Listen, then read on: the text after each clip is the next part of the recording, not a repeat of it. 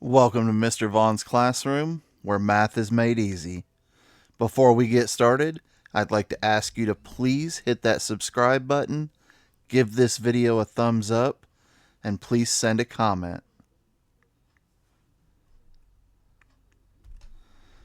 Today we're going to be looking at Unit 6, Introduction to Quadratic Functions, Lesson 1, A Different Kind of Change.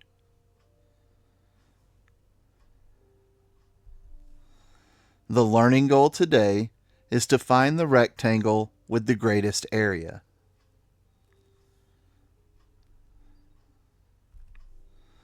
We have two learning targets today. Number one, that you can create drawings, tables, and graphs that represent the area of a garden. And learning target number two, that you can recognize a situation represented by a graph that increases, then decreases.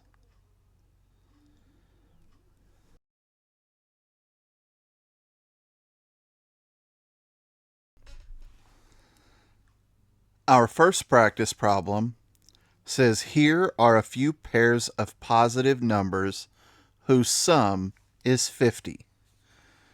When they say sum, that means addition. So if you look, 1 plus 49 is 50, 2 plus 48 is 50, and 10 plus 40 is 50.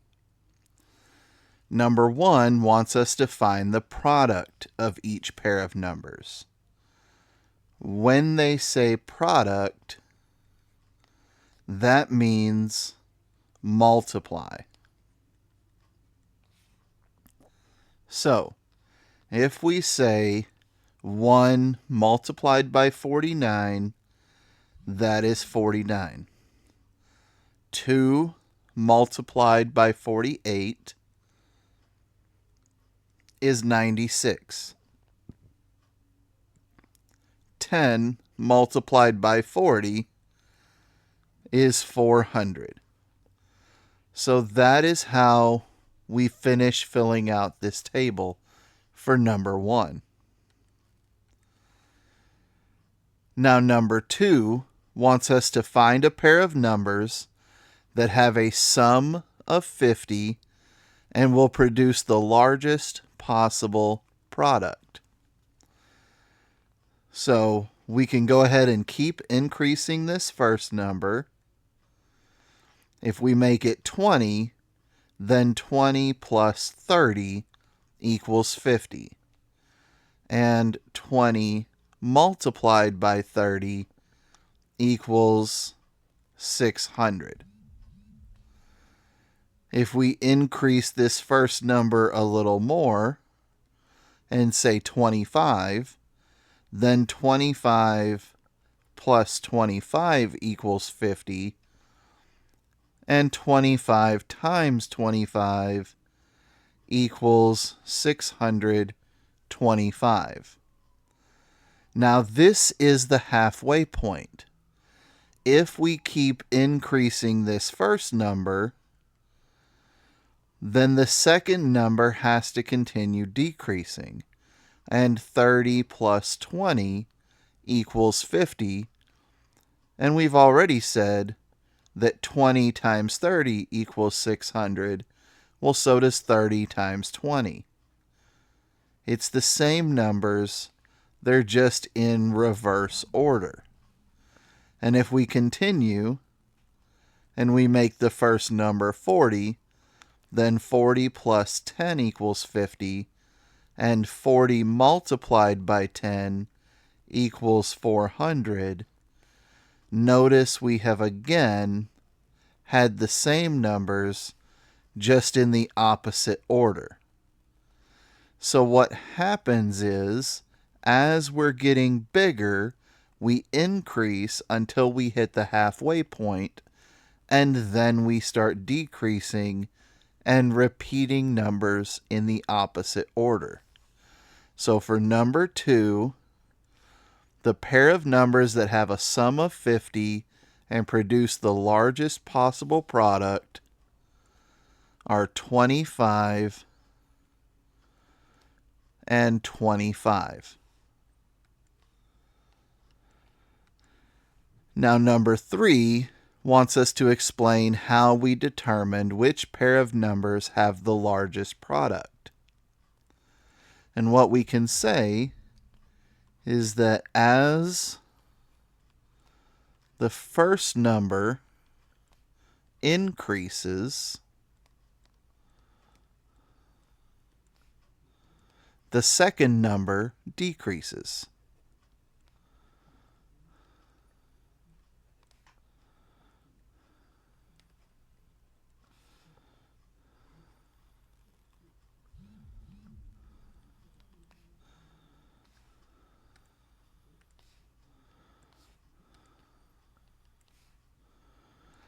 This peaks at the halfway point.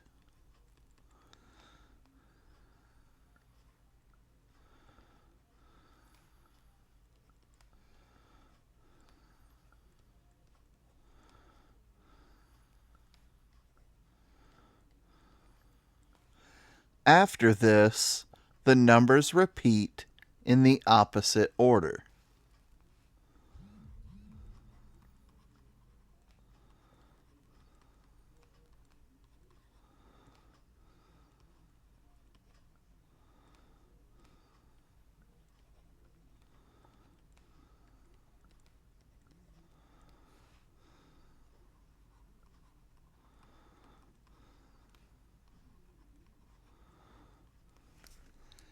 If you have any questions about how to answer any part of this practice problem, please leave a comment below and I'll get back to you with any help I can offer.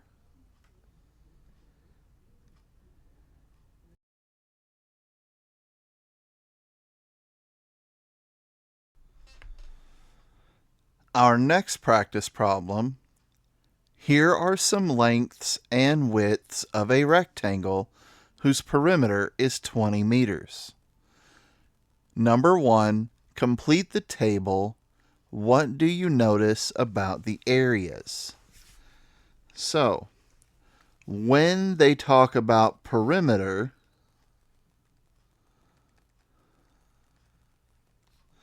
this is all sides added together.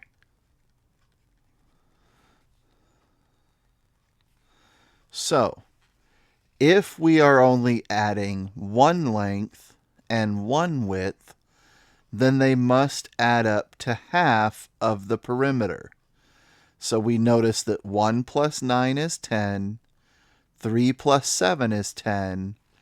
That means we have 5 plus 5 equals 10, 7 plus 3 equals 10, and 9 plus 1 equals 10.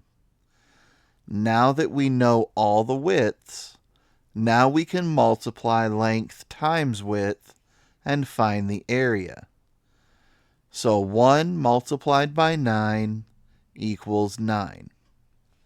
3 multiplied by 7 equals 21. 5 multiplied by 5 equals 25. 7 multiplied by 3 equals 21. And 9 multiplied by 1 equals 9. What do we notice about the areas? We notice the areas increase in the first part, and we notice that they repeat and decrease on the bottom part of the table.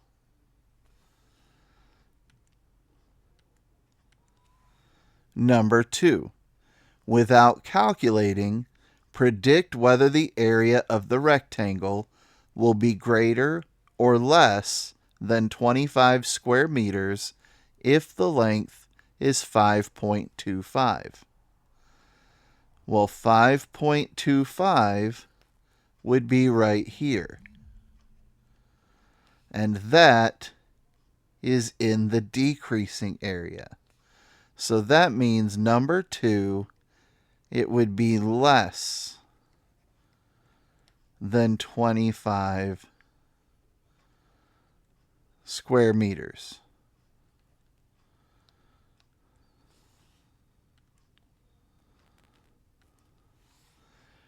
And number 3, on the coordinate plane, plot the points for length and area from your table.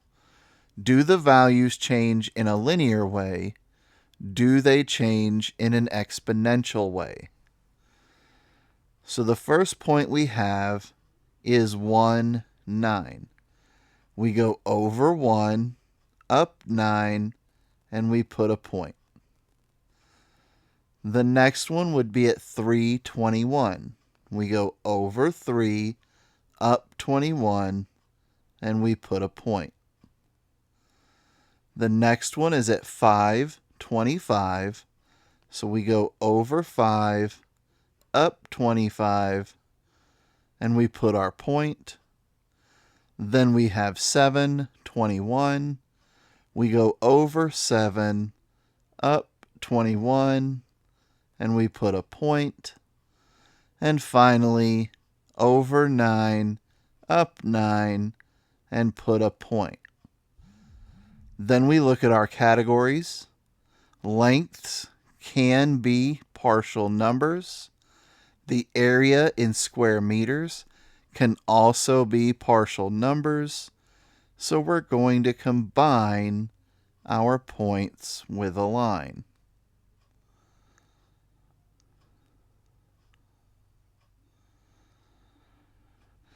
Now, do the values change in a linear way?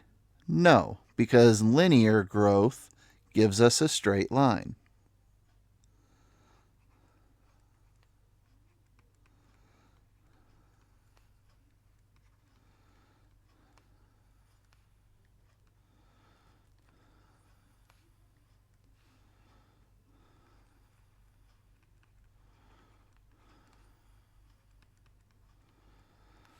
And do they change in an exponential way? Also no, because an exponential change would be a rapid increase or a rapid decrease.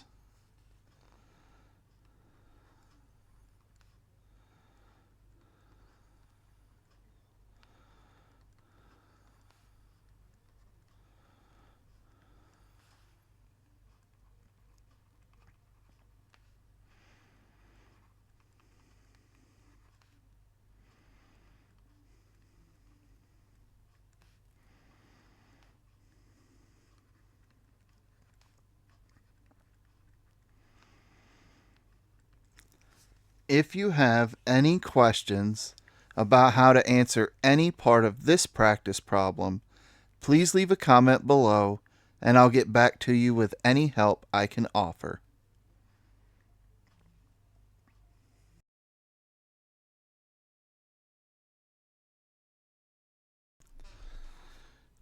Our next practice problem. The table shows the relationship between x and y, the side lengths of a rectangle, and the area of the rectangle. Number 1, explain why the relationship between the side lengths is linear. So remember, linear means adding same amount. So, if we look at y, every time x increases by 2, y is increasing by 4. So, it's linear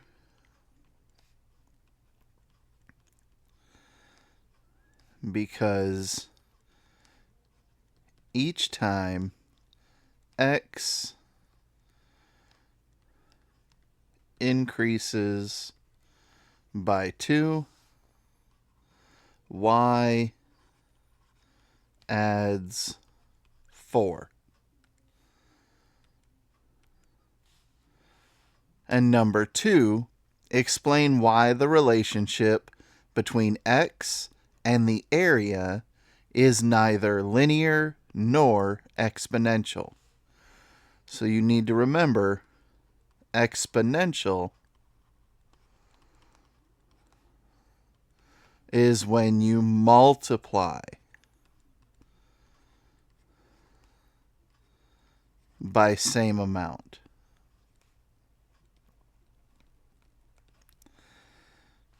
So, to check the adding, first to go from 8 to 32, you would add 24. To go from 32 to 72, you would add 40. And to go from 72 to 128, you would add 56. So, not linear, because the area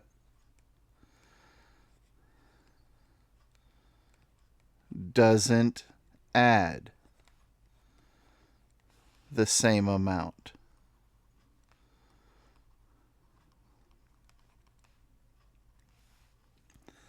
Now we check the growth factor. And you can do that by dividing the second value by the first value.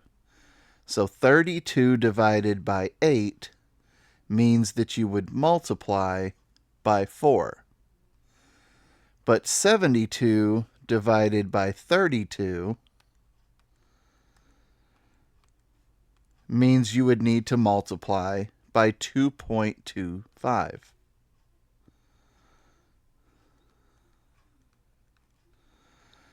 And 128 divided by 72 means you would multiply by 1.78.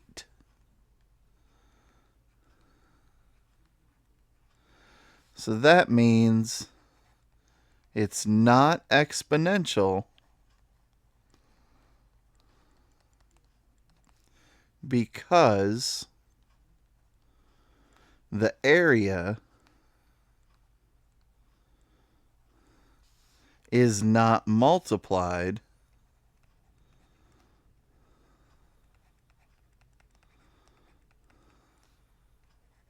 by the same amount.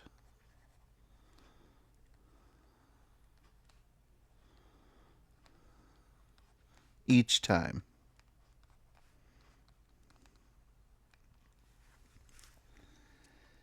If you have any questions about either part of this practice problem, please leave a comment below and I will get back to you with any help I can offer.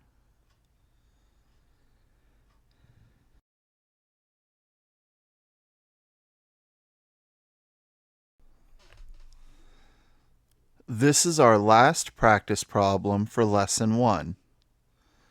Which statement best describes the relationship between a rectangle's side length and area as represented by the graph?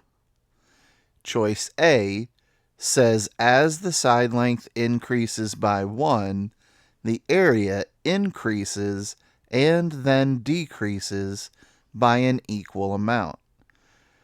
Well, if we look, when we go from 2 to 3, we increase from 18 to 24. That's plus 6. But when we increase from 3 to 4, we go from 24 to 28. That means we only add 4.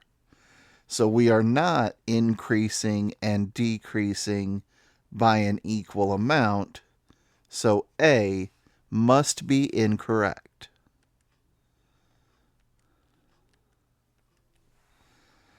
Choice B says as the side length increases by 1, the area increases and then decreases by an equal factor. Well, if we go from 7 to 8, we go from 28 to 24. So 24 divided by 28 equals 0.86. So we would be multiplying by 0.86. However, when we went from 6 to 7, we went from 30 to 28. So 28 divided by 30 equals 0.93.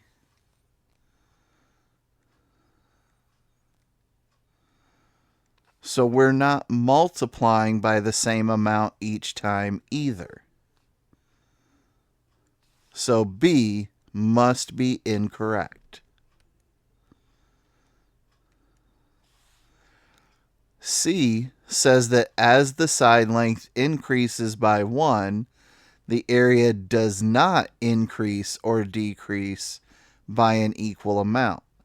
Well, that's what we said when we were looking at A. We increased by 6, and then we increased by 4, so it does not increase by an equal amount, so C is correct.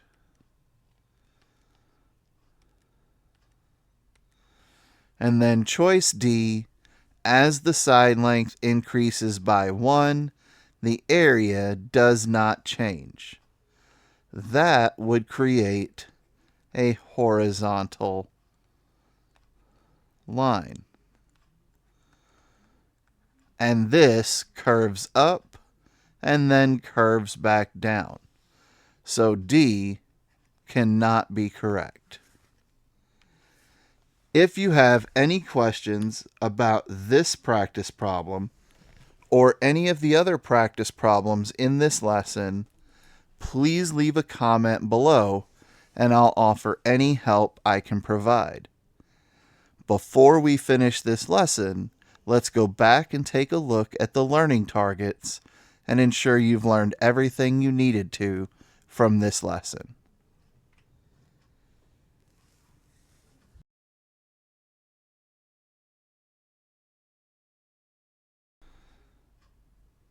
So looking at the learning targets, number 1 says that you can create drawings, tables, and graphs that represent the area of a garden. And you did this in the practice problems. You filled out tables with the missing values, and you created the graph that curved up and then curved back down. And learning target number 2 says that you can recognize a situation represented by a graph that increases and then decreases. And that's what we were doing in these practice problems. We noticed that as the first number was increasing, the second number was having to decrease, and this resulted in what looks like a hill or an upside down U, and that's what we're going to be studying in this unit. So if you are comfortable with both of these learning targets, then you're right where you should be. If you have any questions, please leave a comment below. On the screen, you should see a video that YouTube believes will help you out, and you should see the subscribe button. So if you could give this channel a subscribe, give that thumbs up. I look forward to seeing you in the next lesson.